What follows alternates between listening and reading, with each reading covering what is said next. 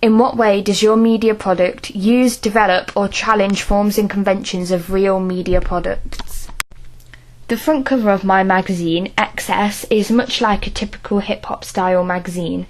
The convention shared by my magazine and real media products is the masthead and other writing features on the cover are all written in a sans serif font, some writing in bold, some not.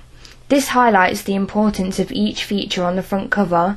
For example, the masthead is the biggest, boldest font on the page because it's the magazine's name. Each article has a different colour so they're easy to differentiate from one another.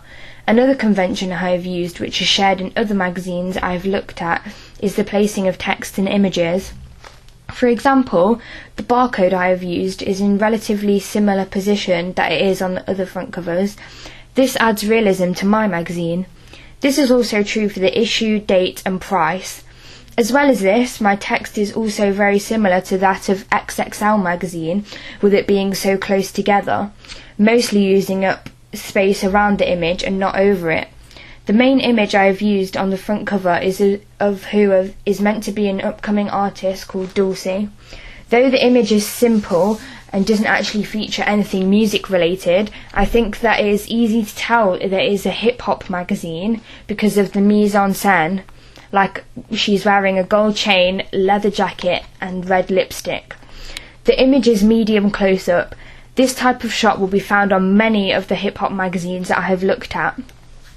The image is centred on to the right of the page, which means that there is space for the cover lines to the left of the image. The background to this image is plain. This is useful so that the audience are attracted to the image and aren't distracted by anything else.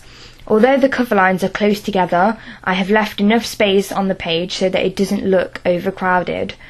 My cover also uses a similar house style to most hip-hop magazines, black, white and red. I did this so that there is more certainty in the audience knowing what type of magazine it is, although this is mostly portrayed through the image. A way that my magazine challenges conventions of media products is some of the fonts I've used.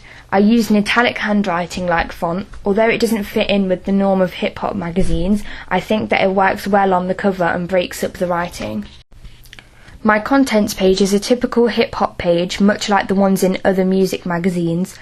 With this page I've tried to keep it simplistic because too many items on a contents page can make it look too busy and confusing for the reader. Like other hip-hop magazines such as XXL and Vibe, I have used features to represent the column on this page just so the readers know exactly what I'm writing about. I've made the title of each story bold and have written it in capitals so it's obvious to the reader, and I've put the story in smaller writing. I have also put the page numbers in bold, big writing so that they are noticeable.